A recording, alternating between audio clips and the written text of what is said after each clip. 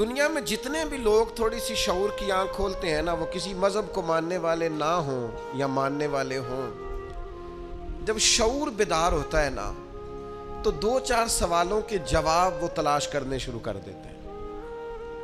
ایک تو سوال ان کے ذہن میں یہ اٹھتا ہے کہ انسان کیوں پیدا ہوا ہے، کہاں سے آیا ہے، اگر آیا ہے تو پھر آیا کہاں سے ہے اور کیوں آیا ہے۔ اور پھر یہ بھی سوال پیدا ہوتا ہے کہ سب انسان ایک جیسے سٹیٹس کے کیوں نہیں، کوئی امیر ہے، کوئی غریب ہے، کوئی پڑھا لکھا ہے، کوئی ان پڑھ ہے، کوئی خوبصورت ہے، کوئی ظاہری طور پر لوگوں کی نظر میں بدصورت ہے، کوئی آقا ہے، کوئی غلام ہے۔ ان سوالوں کے لوگ جواب چاہتے ہیں۔ مقصد حیات کیا ہے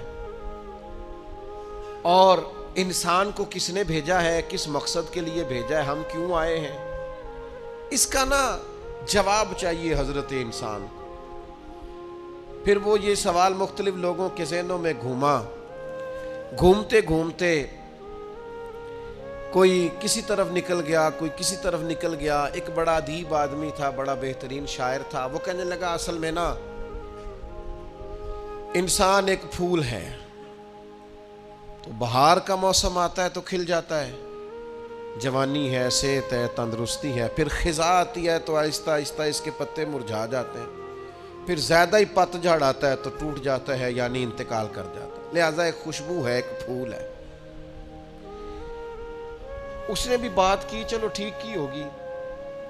پھر ایک اور شخص بولا، اس نے کہا نہیں، بنیادی طور پر نا پوری دنیا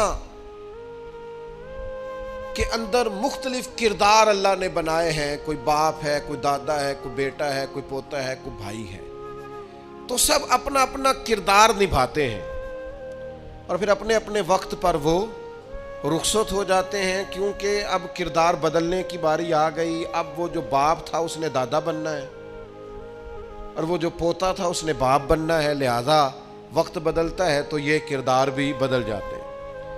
لوگ اپنے اپنے حساب سے کوششیں کرتے رہے، یہاں تک کہ بعض نے یہ بھی کہہ دیا کہ انسان پہلے حیوان تھا۔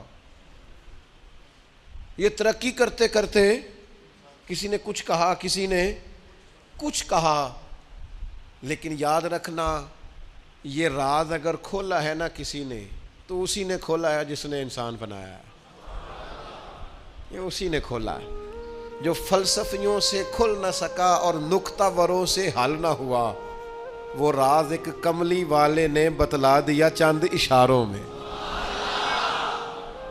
نبی کریم صلی اللہ تعالی علیہ وسلم نے وحی کے ذریعے فرمایا، وحی کے ذریعے فرمایا۔ ادھر ادھر سے کیوں پوچھتے ہو، مجھ سے پوچھو نا، میں تمہیں اللہ کا قرآن پڑھ کے بتاتا ہوں کہ تمہیں بنایا کس نے، میں تمہیں بتاتا ہوں تمہیں بنانے والا کون ہے۔ وہ کون ہے جس نے تجھے بنایا ہے؟ هو الذی یصورکم فی الارحام، تو ماں کے پیٹ میں تھا، ایک نطفہ تھا،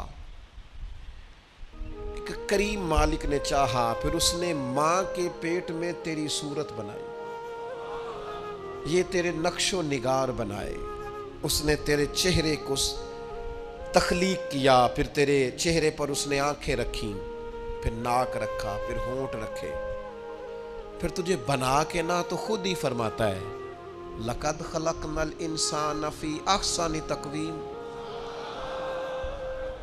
خود بنا کے نہ خود فرماتا ہے کہ تحقیق میں نے انسان کو بڑی ہی خوبصورت ساخت پر پیدا فرمایا۔ ایک منٹ کے لیے ذرا سوچ کے دیکھنا کہ یہ ناک اگر یہاں ہوتا تو کتنا برا لگتا، یہ ہونٹ اگر تھوڑے سے بھی نیچے ہو جائیں تو کتنے، بعض لوگوں کے نا ذرا سے دانت تھوڑے سے کبھی اوپر ہو جائے نا کسی بیماری کی وجہ سے بھی تو لوگوں کو اچھے لگتے۔ اللہ نے جو چیز بنائی ہے اسے بار بار توڑ کے سجا کے نئے سرے سے کر کے دیکھ لو، سونی اسی طرح ہی لگتی ہے جس طرح میرے رب نے بنا دی ہے، اسی طرح ہی خوبصورت لگتی ہے۔ اور وہ کہتا ہے یہ جو تیرا چہرہ ہے نا، فی ای صورت ما شاء رکبک، جو تیرا چہرہ ہے نا، کسی کا گورا ہے تو کسی کا زیادہ گورا ہے، کسی کا گورا ہے تو کسی کا سانولا ہے، کسی کا رنگ گندمی ہے۔ یہ بندے کی مرضی پہ نہیں. یہ اللہ کہتا ہے جیسے میں نے چاہا ہے نا. اگر آپ یہ آیت سمجھ جائیں نا تو اپنے آپ سے پیار ہو جائے گا. پھر کالے سیاہ رنگ والا بندہ بھی کہے گا اوہو چہرہ میرا ہے پر چاہت اللہ تعالیٰ کی ہے. پھر تو اپنے آپ سے پیار ہو جائے گا, پھر تو اپنے آپ سے محبت ہو جائے گی. پھر تو انسان کہے گا کہ خدا جانے بلندی ہے کہ پستی, پر جہاں میں ہوں وہاں کوئی نہیں ہے.